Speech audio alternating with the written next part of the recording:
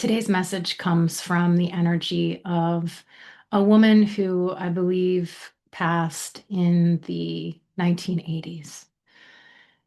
And she is probably in her 60s or 70s.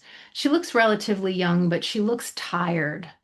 I think she is of Central American ancestry. She has dark hair with strings of gray throughout, and she has dark skin, but she has circles under her eyes and she's pale. And she's dressed as a laborer, so I think that she had a very physically demanding job, and I think it exhausted her. And I believe she passed from cancer.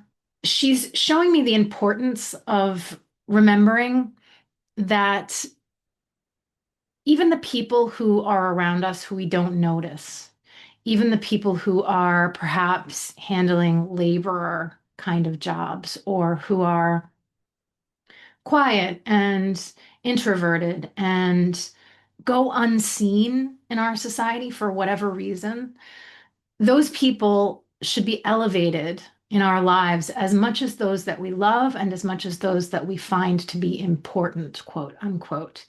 And she reminds me of a story that I'm going to tell to elucidate this idea and to show how we can shift society if we start to look at everyone around us as being worthy of love, not just the people that we choose or the people that we are biologically attracted to.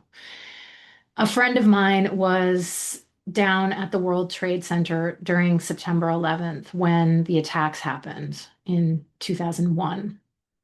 And she stood below the buildings far enough away that she was safe, but close enough that the dust got in her eyes and that she could see people leaping from the buildings to save themselves from the fire.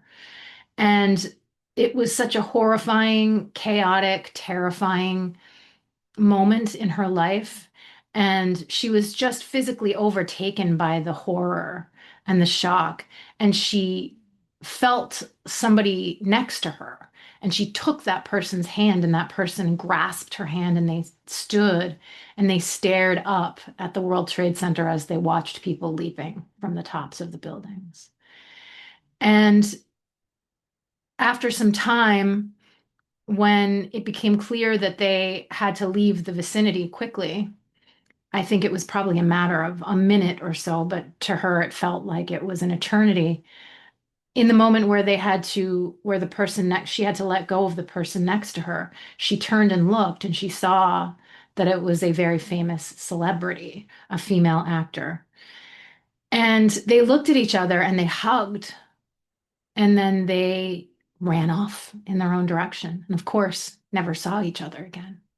And the reason I think that this story is coming to me today is because it's a good reminder about how, in those moments where nothing else matters, where either survival is at stake or something awe-inspiring is occurring, suddenly all of these roles and personalities and assigned worthiness that we tend to indoctrinate into our relationships no longer matter.